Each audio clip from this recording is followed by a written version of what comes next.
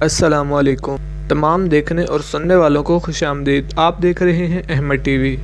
ناظرین، آج ہم سیرت النبی کے موضوع سلسلہ اسماعیلی پر بات کریں گے۔ یہ پہلے ہی معلوم ہو چکا ہے کہ مورخین عرب نے عرب کی 3 قسمیں کی ہیں۔ عرب کی وہ قدیم قومیں جو بالکل برباد ہو گئیں، مثلا تسم، جدس، سمود اور عاد وغیرہ۔ خالص عرب جو کوہتان کی اولاد ہیں، مثلا اہل یمن، انصار، اور تیسرا سلسلہ اسماعیلی۔ حضرت اسماعیل علیہ السلام جب مکہ میں آباد ہوئے تو حوالی مکہ میں بنو جرہم آباد تھے۔ حضرت اسماعیل علیہ السلام نے اسی خاندان میں شادی کی، اس سے جو اولاد ہوئی وہ عرب مستربہ کہلاتی ہے۔ اب عرب کا بڑا حصہ اسی خاندان سے ہے۔ پیغمبر اسلام جو خود اسلام کی تاریخ اسی اخیر سلسلہ سے وابستہ ہیں۔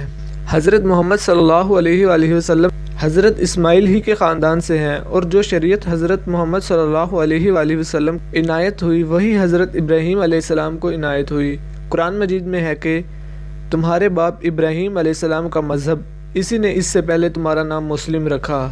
لیکن یورپ کے بہت سے متعصب مورخ سرے سے ان حقائق کے منکر ہیں، یعنی نہ حضرت ابراہیم علیہ السلام نہ حضرت اسماعیل علیہ السلام عرب میں آئے، نہ انہوں نے کعبہ کی بنیاد ڈالی، نہ حضرت محمد صلی اللہ علیہ وسلم حضرت اسماعیل کی اولاد ہیں۔ چنانچہ اس مباحثے نے مذہبی تعصب کی صورت اختیار کر لی، اس لیے یہ توقع مشکل ہے کہ ہم اس بحث کو اس طرح طے کر سکیں کہ استدلال کی بنیاد یورپ کے مسلمات پر رکھی جائے۔ جو واقعات مختلف یہاں ہیں بہت ہیں، لیکن اصولی امور صرف 2 ہیں جن میں 2 فریق کا قدر مشترک نظر نہیں آتا۔ حضرت ہاجرہ اور حضرت اسماعیل علیہ السلام عرب میں آ کر آباد ہوئے یا نہیں، اور دوسرا سوال ہے کہ حضرت ابراہیم علیہ السلام نے حضرت اسحاق علیہ السلام کی قربانی کرنا چاہیے یا حضرت اسماعیل علیہ السلام کی۔ پہلے ہم بات کرتے ہیں کہ حضرت اسماعیل علیہ السلام کہاں آباد ہوئے۔ یہودی یہ کہتے ہیں کہ حضرت اسحاق علیہ السلام ذبح ہیں، اس بنا پر قربان گاہ کا موقع شام بتاتے ہیں۔ لیکن اگر یہ ثابت ہو جائے کہ حضرت اسحاق نہیں بلکہ حضرت اسماعیل علیہ السلام ذبح ہیں، تو قربان گاہ کے موقع کی نسبت عرب ہی کی روایتیں تسلیم کرنی پڑیں گی، اور اس حالت میں تاریخ کی تمام کڑیاں متصل ہو جائیں گی۔ تو تورات میں مذکورہ ہے کہ حضرت ابراہیم علیہ السلام کی پہلی اولاد حضرت ہاجرہ کے بطن سے ہوئی، اس کا نام اسماعیل رکھا گیا۔ حضرت اسماعیل علیہ السلام جب بڑے ہوئے تو حضرت سارہ نے یہ دیکھ کر کہ وہ حضرت اسحاق کے ساتھ گستاخی کر رہے ہیں، حضرت ابراہیم علیہ السلام سے کہا کہ ہاجرہ کو اس کے بیٹے کے ساتھ گھر سے نکال دو۔ ان واقعات کے بعد تورات کے خاص الفاظ یہ ہیں کہ تب ابراہیم نے صبح سویرے اٹھ کر روٹی اور پانی کی ایک مشک لی اور ہاجرہ کے کندھے پر رکھ دیا، اور اس لڑکے کو بھی رخصت کر دیا۔ وہ روانہ ہوئے۔ بیر سبھی کے بیابان میں بھٹکتی پھرتی، اور جب مشک کا پانی ختم ہو گیا تب اس نے اس لڑکے کو جھاڑی میں نیچے ڈال دیا۔ آپ اس کے سامنے دور جا کر بیٹھ گئیں، کیونکہ اس نے کہا تھا کہ لڑکے کا مرنا نہیں دیکھ سکوں گی۔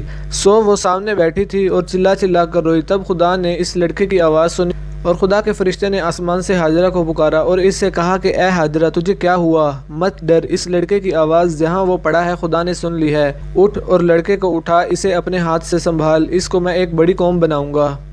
پھر خدا نے اس کی آنکھیں کھولیں اور اس نے ایک پانی کا کنواں دیکھا، اور جا کر اپنی مشک کو پانی سے بھر لیا اور لڑکے کو پلایا، اور خدا اس لڑکے کے ساتھ تھا۔ وہ بڑھا اور بیابان میں رہا اور تیر انداز ہو گیا، اور وہ وہاں فاران کے بیابان میں رہا۔ اس کی ماں نے ملک مصر سے ایک عورت بیاہنے کو لی۔ یہ واقعہ تورات میں سفر پیدائش باب 21 کا ہے۔ اس عبارت سے ظاہر ہوتا ہے کہ حضرت اسماعیل علیہ السلام جب گھر سے نکالے گئے تو بالکل بچے تھے۔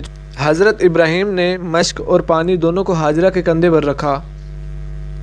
لیکن تورات میں یہ بھی مذکورہ ہے کہ حضرت اسماعیل علیہ السلام جب پیدا ہوئے تو حضرت ابراہیم علیہ السلام کی عمر 86 برس تھی، اور حضرت ابراہیم علیہ السلام نے حضرت اسماعیل علیہ السلام کا ختنہ کیا تو حضرت اسماعیل کی عمر 13 برس تھی، اور حضرت ابراہیم علیہ السلام کی عمر 99 برس تھی۔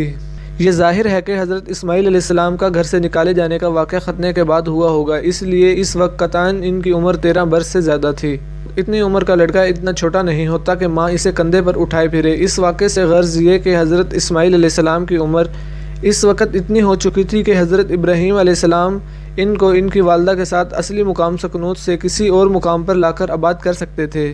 تورات کی عبارت مذکورہ میں تصریح ہے کہ حضرت اسماعیل فاران میں رہے اور تیر اندازی کرتے رہے۔ عیسائی کہتے ہیں کہ فاران ایک صحرا کا نام ہے جو فلسطین کے جنوب میں واقع ہے، اس لیے حضرت اسماعیل علیہ السلام کا عرب میں آنا اس لیے حضرت اسماعیل علیہ السلام کا عرب میں آنا خلاف واقعہ ہے۔ جغرافیہ دان عرب عموماً متفق ہیں کہ فاران حجاز کے پہاڑ کا نام ہے۔ اس کا فیصلہ ایک بڑی طویل بحث پر مبنی ہے جو مباحثے اور مناظرے کی حد تک جا پہنچتی ہے۔ البتہ اس قدر بتانا ضروری ہے کہ عرب کی حد شمالی کسی زمانہ میں کس حد تک وسیع تھی۔ مصیب لیبیان تمدن عرب میں لکھتے ہیں کہ اس جزائر کی حد شمالی اس قدر صاف اور آسان نہیں ہے۔ ایک خط جنوب بحر لوط تک پہنچایا جائے اور وہاں سے دمشق اور دمشق سے دریائے فرات تک اور دریائے فرات کے کنارے لا کر خلیج فارس میں ملا دیا جائے، پس اس خط کو عربستان کے حد شمالی کہہ سکتے ہیں۔ اس بنا پر عرب کے حجازی حصہ کا فاران میں محسوب ہونا خلاف قیاس نہیں۔ تورات میں جہاں حضرت اسماعیل کی جائے سکونت کا بیان ہے وہاں یہ الفاظ ہیں: اور وہ حویلہ سے شور تک جو مصر کے سامنے اس راہ میں ہے جس سے سور کو جاتے ہیں بستے ہیں۔ اس تمدن میں مصر کے سامنے جو زمین پڑی ہے وہ عرب ہی ہو سکتا ہے۔ نصرہ کی مقدس کتابوں میں جس قدر اعتنا ہے بنو اسماعیل کے ساتھ ہے، بنی اسماعیل کا ذکر محض ضمنی طور پر آ جاتا ہے، اور اس درجے سے حضرت اسماعیل کا عرب میں آباد ہونا بہر تصریح نہیں ملتا، لیکن مختلف تلمیحات سے مفہوم ہوتا ہے کہ حضرت ہاجرہ کا عرب میں آنا ایک مسلمہ امر تھا۔ عہد جدید میں جس کو عیسائی وحی الہی سمجھتے ہیں، پولس کا ایک خط گلیتون کے نام ہے۔ اس میں عبارت ہے کہ ابراہیم کے 2 بیٹے تھے، ایک لونڈی سے دوسرا آزاد سے، پر وہ جو لونڈی سے تھا جسم کے طور پر پیدا ہوا، اور جو آزاد تھا سو وعدے کے طور پر۔ یہ بات تمثیلی بھی مانی جاتی ہے، اس لیے یہ 2 عورتیں 2 عہد ہیں۔ اگرچہ معلوم نہیں کہ اصلی عبارت کیا ہے، اردو اور عربی دونوں تراجم ناصاف ہیں، تاہم اس قدر واضح ہے کہ پولس جو حضرت اسماعیل علیہ السلام کے سب سے بڑے جانشین تھے، حضرت ہاجرہ کو عرب میں کوہ سینا کہتے ہیں۔ اگر حضرت ہاجرہ عرب میں آباد نہ ہوتے تو ان کو عرب کا کوہ سینا کہنا کیا معنی رکھتا تھا؟